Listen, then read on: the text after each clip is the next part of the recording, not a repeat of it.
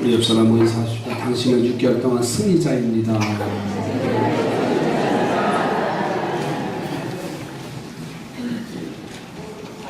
오늘 본문에 보면 예수님께서 천국의 이야기를 시작하시면서 밭의 감추인 보화에 대한 말씀을 하시고 진주장사에 대한 말씀과 그물에 걸린 좋은 고기로 비유를 하십니다. 그리고서는 세상 끝날에도 이처럼 선택되는 자가 천국의 백성이 되고 선택되지 못하는 자는 풀무불에 던져져 슬피 울며 이를 갈미 있으리라고 말씀하셨어요. 그러면 먼저 천국은 어떤 곳입니까? 천국은요, 우리 마음에 먼저 존재해야 됩니다. 예수님은 천국을 미래에 있는 것으로 국한하시지 않았어요. 이미 예수님을 자기의 왕으로 그리고 구세주로 받아들인 사람들은 그들의 마음속이 주님이 다스리는 자리에 들어가기 때문에 천국을 소유한 것이라고 정의를 하십니다. 그래서 하나님의 나라는 여기 있다 저기 있다 못하나니 너희 가운데 있느니라. 아멘이지요. 천국은 우리 마음에 존재합니다.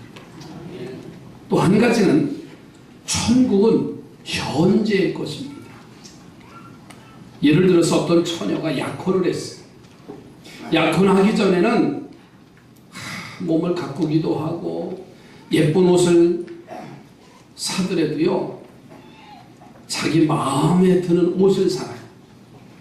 그런데 이 처녀가 약혼식을 하고 나면 옷을 사더라도 누구 생각하면서 사요? 약혼자 신랑을 생각하면서 옷을 사게 돼 있어요. 머리를 하더라도요, 약혼한 사람의 생각을 하면서 머리를 합니다. 아직 결혼은 안 했지만 사실은 신랑 될 사람과 정신적으로는 함께 사는 것이랑 마찬가지입니다. 그러므로 우리가 예수님을 나의 왕으로 마음에 모시면 왕 대신 예수가 다스릴 나라, 즉 천국 속에 내가 있는 것이라는 말씀이고, 또한 천국은 현재의 것이기도 하다는 주님의 말씀이 여기 뜻이 담겨져 있습니다. 자, 그런데 이보다 더 중요한 것이 뭐냐면 천국 백성으로 들어갈 자가 누구냐. 내 마음에 있고 천국은 현재의 것인데 천국 백성이 될 수 있는 사람의 자격이 어디에 있느냐고 말이에요. 천국 백성 되기를 주의 이름으로 축복합니다. 저는 그래서 오늘 말씀의 제목을 천국 백성으로 선택된 성도는 누구냐, 누가 천국 백성이 되느냐 라는 말씀이에요. 첫째로는 가치를 아는 자가 천국 백성으로 선택이 되죠. 예수님의 비유 속에 보니까 밭에서 밭을 갈던 농부가 쟁기에 무엇인가 부딪히는 소리가 들려서 밭을 파보니까는 그 속에 놀라운 보물 상자가 하나 들어있는 거예요. 은행이 없었던 고대 중동 지방에서는 은행 대신에 가장 귀중한 물품을 땅에 파묻어 감추어두는 것이 의례적인 습관이에요. 아마 저 어렸을 때도 옛날 우리나라도 마찬가지지요. 그 부엌 광에, 저 어렸을 때 광에다가 이렇게 웅덩이들 이렇게 파고 항아리를 묻어놓고 거기다가 뭘 이렇게 두는 걸 제가 기억이 나요. 소중한 것은 무언가 땅에 파묻어 두기도 하고, 또 부엌 아궁이 앞에다 이렇게 파가지고 거기다 이렇게 두어두고. 제가 어렸을 때 외갓집을 겨울에 자주 가는 이유가 하나 있었어요. 가면은 외할머니가 그때 당시 밤이 참 귀했어요. 고구마나 밤이 귀했는데 가면은 그 소죽수는 아궁이 앞에다가 깊이 파놓고 거기다가 밤을 두시더라고요. 그러면 그 밤을 구워주는데 얼마나 맛있는지 몰라요. 그러니까 중동 지역에 소중한 보물들이 있으면 마땅히 보관할 만한 곳이 없으니까 땅을 파서 그곳에 묻어두곤 합니다. 자, 그런데 재미있는 사실은 당시 유대법에 의하면 그 보물을 제일 먼저 찾는 사람이 임자라는 거예요. 그런데 예수님의 비유 속에 나오는 이 사람은 그것을 땅에 다시 묻어두고 가서 자기의 소유를 팔아다가 그 보물이 묻혀있는 밭 전체를 샀다는 게 오늘 본문의 내용이에요.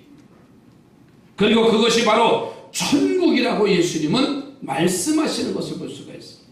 자, 44절 한번 보세요. 천국은 마치 밭에 감춘 보화와 같으니 이 사람이 이를 발견한 후에 숨겨두고 기뻐하며 돌아가서 자기의 소유를 다 팔아서 그 밭을 샀느니라. 예수님께서는 이 이야기를 통해서 가치 있는 것을 가볍게 볼 줄 아는 자가 농부라고 설명하시면서 그런 가치를 아는 자가 우리가 될 때에 천국 백성이 될 수 있다고 말씀을 하십니다. 농부는 그 보물의 가치, 땅에 묻어져 있는 보물의 가치를 알기 때문에 자신이 소유한 모든 것을 팔아다가 그 밭을 샀다는 거예요. 이 말이 뭔지 아세요? 보물, 땅에 묻혀져 있는 보물이 자신의 모든 소유보다 귀하다고 하는 가치를 인식했기 때문에 나온 행동입니다. 만일 농부가 자기가 발견한 보물이 자기가 소유한 것 전 재산보다 가치가 없는 것이라고 하면 굳이 땅을 팔아서 그 밭을 살 이유는 없습니다. 또 진주를 산 상인도 마찬가지죠. 자기가 발견한 진주가 이제 자기가 소유한 재산보다 더 귀하다는 가치를 인식했기 때문에 전 재산을 팔아서 그 진주를 소유하는 겁니다. 이제 가치의 인식이 무엇인가가 이해를 해야 됩니다. 천국 백성으로 선택될 수 있는 자는 천국의 기준성과 가치를 아는 자일 것이라는 말씀이에요. 그러니까 가치에 따라서 자기의 삶의 중심이 움직여지고 있다는 사실.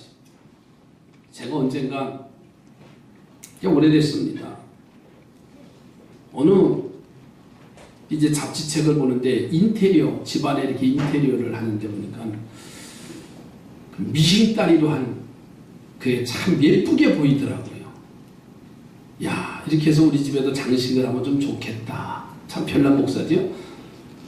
그래서 봄에 시골에서 일을 하는데 옆집에 보물 장사가 와서 큰 이제 농기계를 차에다 실어야 되는데 그걸 이렇게 도와주는데 그 자동차, 고물 자동차 안에 미싱다리가 하나 얹어 있는 거예요. 어떻게 하겠어요? 사장님, 이거 팔으실래요? 남은 보물로 던져버린 거를 그래서 3,000원 주고 샀어요. 그리고서는 녹슨 걸 닦아내고 그리고 검은 페인트를 다 치니까 새거도 유리판을 딱 올려놓으니까 너무 이쁜 거 있잖아요. 그 이후로 나는 고물상을 전전합니다.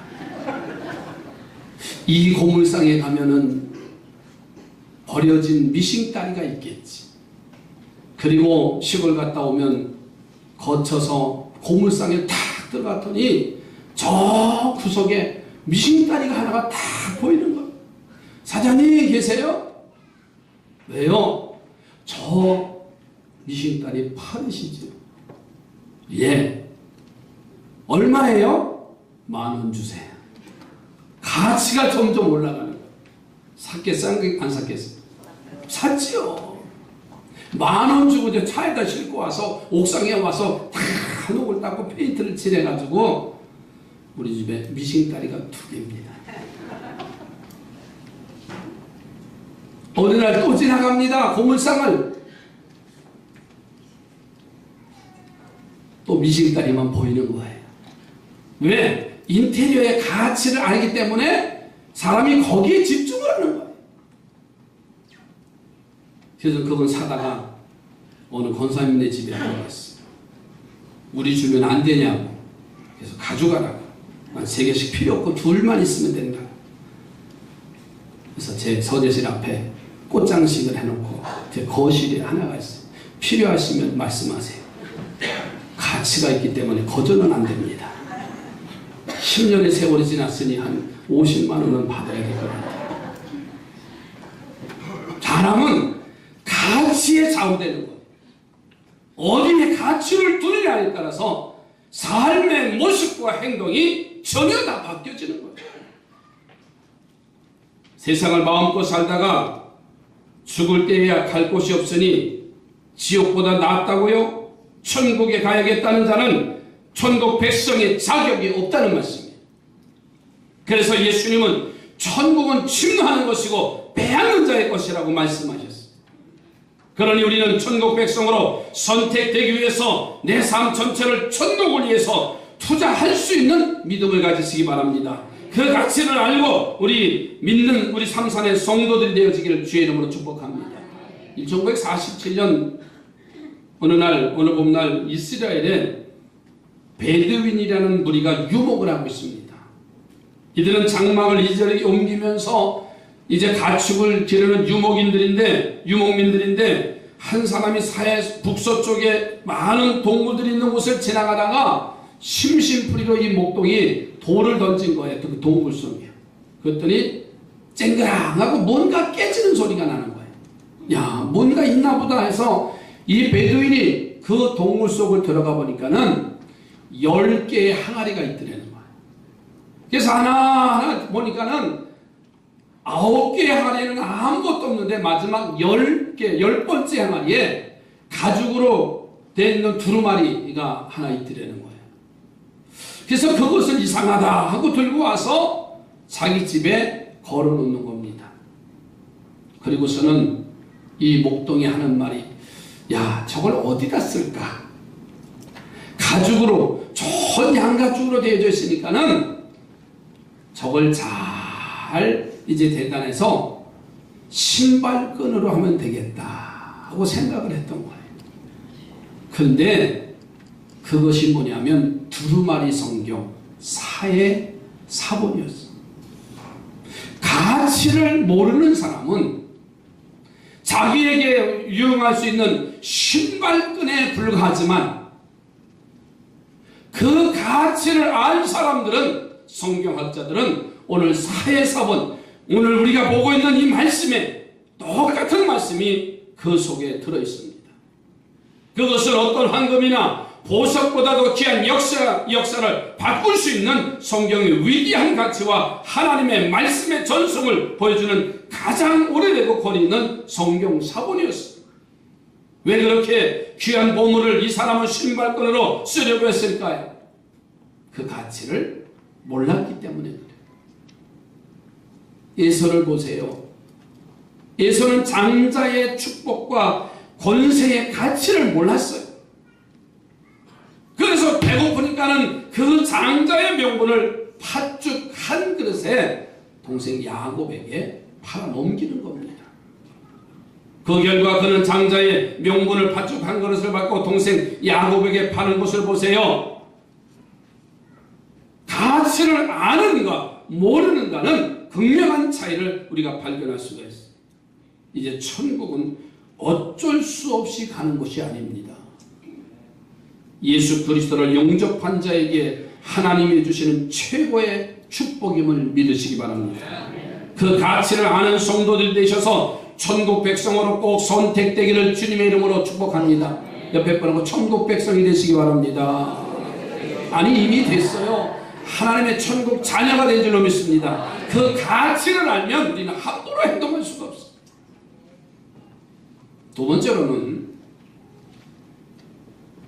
바른 길을 걸어가야 천국 백성으로 선택됩니다.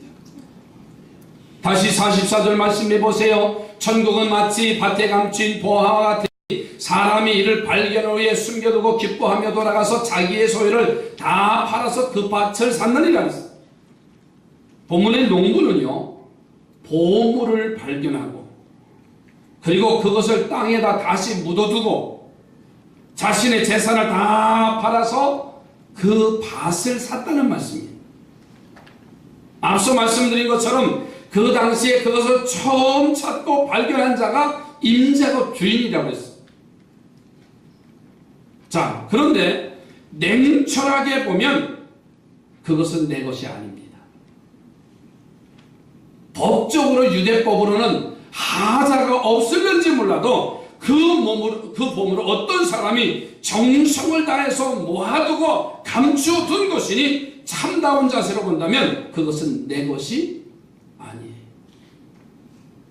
길을 가다가 10,000원짜리 하나 주웠어요. 누구 돈이에요? 네? 내 것이라고요? 잃어버린 자의 사람의 돈이. 근데 우리는 내 것이냐? 그래서 주순 돈은 어떻게 해? 또 써야 된대요. 참, 우리나라 쓰긴 왜 써요? 남의 거. 그냥 인심 좋게 예배 끝나고서 아이스크림 사서 돌리고 참 속보여. 제가 작년 이맘때 자전거를 타면서 저 고맘역까지 갔어요. 저녁이에요. 그랬더니 벤치 의자 안에 컴컴한데 가서 의자에 딱 앉으려고 하는데 불이 하나가 번쩍번쩍해요. 그게 뭔가 했더니 스마트폰이에요. 그때 당시 1년 전만 당시에도 제 건 한 2년 다 된 거고 딱 보니까요 스마트폰 새 거예요. 딱 누구 거예요? 예? 아니 주순 돈은 내 거고 그 스마트폰은 잃어버린 사람 거예요? 마음이 있잖아요. 답답한 거예요. 야, 전화가 오는 거예요. 여보세요? 그랬더니 젊은 세대 목소리예요. 거기 둘이서 이렇게 데이트하러 왔다가 바람 쐬러 왔다가 신경 쓸 일이 있는지 하여튼 놓고 간 거예요. 근데 마침 내가 그 자리에 앉았는데 옆에서 번쩍번쩍해요. 다 저를 보서 들어갈까 말까 그 마음이 있을까요 없을까요? 참 목사도 마찬가지예요. 가질까 말까. 근데 전화가 딱 오니까 여보세요? 어디신가 했더니 어디래요? 여보세요? 한 15분을 기다렸어요. 딱 오더니 젊은 세대고 그 두 내외가 딱 젊은 부부가 딱 달려 허겁지겁 달려온 거예요. 걱정하지 마세요. 천천히 해서 한 15분 걸렸어. 그랬더니 인사를 해. 여기 있을 때 보상을 해드려야 되나요? 주워줬으면 그렇잖아요. 그냥 가져갈 수가 없잖아요. 대가를 나도 받아야지요. 15분 동안.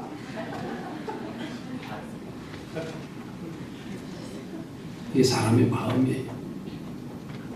내 것이 아님에도 불구하고 그렇잖아요. 당연히 찾아줘야 됨에도 불구하고 저는 돌아오면서 마음이 얼마나 뿌듯한지 몰라요. 얼마짜리인데? 100만 원짜리인데. 그죠? 그를 잃어버린 것을 찾아줬다는 자체가 얼마나 마음이 뿌듯한데. 아니 택시에다 놔두고 들어오면서 그 택시기사에게 핸드폰 찾아주면 얼마 줘요? 기본이 3만 원이냐 5만 원이에요. 뭘 대접할까요? 됐다고. 속으로는 아닌데. 이게 사람의 마음이에요. 여러분 보십시오. 농부는 그것을 자기 것이라고 주장할 수 있는 자리에 있음에도 불구하고 그것을 땅에 도로 묻습니다. 집으로 돌아가서 자기의 전 재산을 팔아 그 보물이 담겨져 있는 밭을 삼으로 자기 것으로 했다랬어. 나는 수고도 하지 않고 우연히 내가 제일 먼저 발견했다는 사실만으로 자기 것으로 주장할 수 있는 것이 천국이고 그런 사람이 될 수 없는 것이 천국이라는 주님의 말씀이 여기서 남겨져 있다. 여러분, 예수님은 이 비유를 시작하면서 천국은 마치 이렇게 말씀합니다. 천국 백성이 되려면 언제나 올바른 길을 걸어가야 될 줄로 믿습니다. 사랑하는 성도들이여, 천국 백성이 되기를 원하십니까? 그러면 이제부터 편법을 쓰지 말고 투기성 있거나 한탄주의로 살아가는 자가 아니라 내가 땀 흘리고 수고하고 눈물 흘리며 내 물질 내 시간으로 헌신하는 성도가 되시기 바랍니다. 저는 이 시대를 보십시오. 지금 한국은 경제 부흥이라고 하는 이 사건 때문에 이제는 지금까지는 많은 편법이 통과됐어요. 누구도 부인할 수 없습니다. 돈이 있으면 투기를 했습니다. 많이 배웠으면, 출세했으면 내 자녀를 좋은 학군에 보내려고 누구나 다 그렇게 했을 거예요. 그러나 지금은 젊은 세대에 대한 통하지 않는 시대가 됐습니다. 그러니 국무총리 내정자가 낙마할 수밖에 없고 얼굴을 들 수밖에 없는 이런 시대에 와 있어요. 그것이 장로건 크리스찬이든 비크리스찬이든 누구나 다 돈 던질 수 없는 시대에 살았던 우리들의 기성세대입니다. 그러나 이제는 하나님의 자녀들은 바른 길 가야 됩니다. 그래야 천국 백성으로 당당하게 설 수가 있어요. 오늘 초등학교 2학년 음악 시간에 선생님의 지도하에 멜로디언을 이제 배우기 시작합니다. 그래서 음계를 익히려고 선생님이 도 그러면 엄속을 도 음자리를 눕니다. 레 그러면 아이들이 따라서 레 하고서는 검지를 이렇게 눌러요. 그런데 아이가 이 음계를 잘못 실수하는 바람에 그만 미를 쳤어요. 그러니까 똑같이 도 하면 도가 울리고 레 하면 레가 해야 되는데 근데 레라고 하는 음에 미가 음이 탁 튀어나온 거예요. 그래서 선생님이 소리를 지릅니다. 쥐봉을 탁탁 두드리면서 누구야? 미친놈. 그러다가 누구야? 미친놈. 그렇잖아요. 미를 치는 아이가 누구냐고 그러는데 선생님이 화가 나가지고 미를 친 놈이 누구냐고. 뭐한 놈이에요? 말의 전달이 전혀 다릅니다. 죄악의 세상은요, 이렇게 우리를 잘못 가게 하고 그것으로 더 큰 잘못을 만들어 천국 백성의 길을 막아버리는 게 죄악된 세상이에요. 다윗이 사울에게 쫓김을 당하잖아요. 어느 날은 거의 잡힐 뻔한 처지가 됐어요. 그래서 다윗은 그 일행과 허겁지겁 도망을 해서 엔게디 한 동굴에 가서 숨었습니다. 그런데 그 동굴까지 사울이 동원한 군대를 이끌고 쫓아와서 그 엔게디 한 동굴 앞에 서 있는 거예요. 다윗은 가슴을 조입니다. 이제는 꼼짝없이 잡혔구나.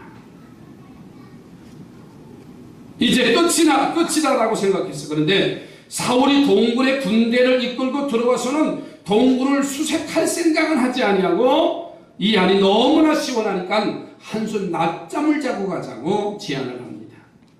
그리고선 갑옷을 다 벗어버리고 무장 해제합니다. 얼마나 피곤했으면 보초부서는 파수꾼이나 보초병들이 다 깊은 잠에 들었어요. 다윗은 그 일행과 함께 동굴을 빠져나오는데 부하가 말합니다. 말씀만 하시면 이 사울왕의 목을 따겠습니다. 그러나 다윗은 이런지하에 거절합니다. 사울왕만 제거하면 자기의 삶은 펼쳐져 가는 것 같은데 아니다. 그리고서는 사울왕의 옷자락만 잘라가지고 나와요. 하늘이 준 기회 같았는데 다윗은 부하의 요청을 거절합니다. 그 거절한 이유가 두 가지예요. 하나는 하나님이 기름 부은 종을 내가 해할 수 없다는 것이고, 또 하나는 뭐냐면 하나님이 이런 편법으로 일을 하는 것을 싫어하신다는 거예요. 그래서 다윗은 사울의 옷자락을 베고 그곳을 빠져나옵니다. 그리고 그 고집으로 인해서 다윗의 고생은요 수년간 더 계속됐어요. 그러나 하나님이 원하시는 방법을 걸어간 다윗이었기 때문에 하나님은 다윗을 축복하십니다. 사울의 손에서 언제나 보호하시고 도와주십니다. 그리고 나중에 사울이 죽은 후에는 온 이스라엘 백성들의 마음을 감동시키셔서 사울의 뒤를 이어서 왕위에 오르게 하시고 그 왕국을 축복하셔서 이스라엘 역사 중에 가장 부강하고 강한 나라로 축복하시고 그 가문을 축복하십니다. 누가 천국 백성이 될 수가 있습니까? 아무리 어려워도요 올바른 길을 걸어가는 자가 천국 백성이 될 줄로 믿습니다. 마음의 왕 대신 예수님을 모시고 이 땅에서부터 천국을 맛볼 수 있는 삶을 누리기를 주의 이름으로 축복합니다. 세 번째로는 찾는 자가 천국 백성으로 선택되는 복을 받습니다. 예수님은 오늘 세 가지 묘관의 두 가지 말씀을 본문에 말씀했습니다. 밭 가는 농부가 밭에서 보물을 발견한 것과 진주장사가 진주를 찾다가 그거 좋은 곳을 발견해서 샀다는 거예요. 자기 재산을 다 팔아서 샀다는 거예요. 자, 그런데 이 두 가지 이야기 속에서 우리는 차이점을 발견할 수가 있어요. 그것은 뭐냐면 밭 가는 농부가 보물을 발견한 것은 뭐예요? 기대하지 않았는데도 가졌다는 거예요. 그러나 진주 장사를 보세요. 이 진주 장사는 좋은 진주를 구하러 다니는 겁니다. 이 동네 저 동네 찾아다니다가 좋은 진주를 발견하고서는 그 자신의 재산을 다 처분해서 그 좋은 진주를 샀다는 얘기입니다. 여기서 예수님은 천국 백성으로 선택될 자의 자격을 정하시면서 기대를 했던 하지 않았던 간에 천국의 가치를 알고 그것을 소유하기 위해서 자신의 모든 것을 걸고 바른 방법을 찾아 살아가기 위해서 자신의 것을 투자했다는 거예요. 여러분, 천국은 내가 기대하지 않았던 찾는 자가 되시기 바랍니다. 그리고 자신의 삶의 전부를 다 팔아서 그것을 소유하는 자가 되어야 된다는 거예요. 여러분, 누구나 어떤 자리에 있거나 내가 천국의 가치를 알고 그것을 얻고 받기 위해서 바른 방법을 동원해서 천국을 사모하는 찾는 자들이 되어지기를 주님의 이름으로 축복합니다. 여러분, 모세 보세요. 모세가 장인 이드로의 집에서 미디안 광에서 40년의 생활을 목자의 생활을 합니다. 어느 날 양을 끌고 회산을 지나가고 있는데 그 산 중턱에 불이 난 거예요. 그런데 이상한 것은 나무에 불이 붙었는데 나무가 타지 않는 겁니다. 그래서 모세는 이 신기한 광경을 보리라고 하고 떨기나무 가까이 갑니다. 기대도 하지 않고 갔던 모세가 그 신기함을 찾는 모세의 열심 앞에 하나님이 기다리고 계신 거예요. 그에게 줄 사명을 감당할 능력이 떨기나무의 신기한 불꽃을 찾은 그에게 기다리고 있었어요. 다윗을 보세요. 다윗은 형들을 대신해서 양을 치는 목자입니다. 형들은 사무엘 선지자를 맞으러 일제히 집에 가서 새 옷을 입고 그리고 기다리고 있습니다. 그런데 형들은 사무엘로부터 큰 축복을 기대하고 다윗은 기대도 하지 않았던 모습이, 하나님은 사무엘을 선지자를 통해서요 그를 부르시고 그의 머리에 기름을 붓게 하시는 모습을 보세요. 그에게 왕을 삼으셨고요 성령을 주셨습니다. 다윗은 기대도 안 했지만 그는 언제나 변함없이 자신의 사명을 감당하는 천국 백성의 자격을 찾는 자였기 때문에 7명의 형들이 받지 못한 선택의 복을 받았어요. 동방박사들은 별을 보다가 메시아가 날 소식을 듣습니다. 그래서 그 별을 따라 산 넘고 물 건너서 유대 땅으로 옵니다. 성서학자들은 동방박사들이 지금의 이란이나 이라크 아니면 아라비아 반도라고 했습니다. 그 거리는 먼 거리입니다. 하루 이틀의 거리가 아닙니다. 사막을 횡단하는 고행의 길입니다. 그런데 그들은 메시아를 찾아서 왔으므로 메시아를 만날 자격을 가지고 있는 사람이에요. 가치를 알았기 때문에 최상의 예물을 준비했고 자신들이 취수구하고 고생하면서 여러 날을 걸어서 유대 땅 베들레헴까지 와요. 그리고서는 마구간에 태어난 그 예수님을 경비하는 동방박사들의 모습을 볼 수가 있습니다. 기대를 안 했던 모세나 다윗이나 기대를 했던 동방박사나 참된 것을 가치 있게 여기고 찾는 자들이었기에 보물보다 더 귀한 선택의 복을 얻은 줄로 믿습니다. 그들은 기대와는 상관없이 참된 것을 찾는 자들이었어요.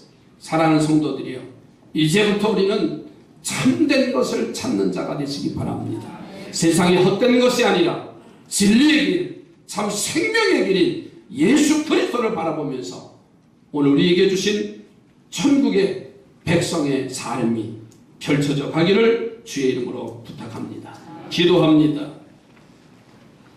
천국의 가치와 선택의 가치를 가장 귀한 것으로 아는 믿음의 눈을 주시옵소서. 편하고 일하고 큰 결과가 얻으려고 애쓰지 않게 하시고 내가 땀 흘리고 내 눈을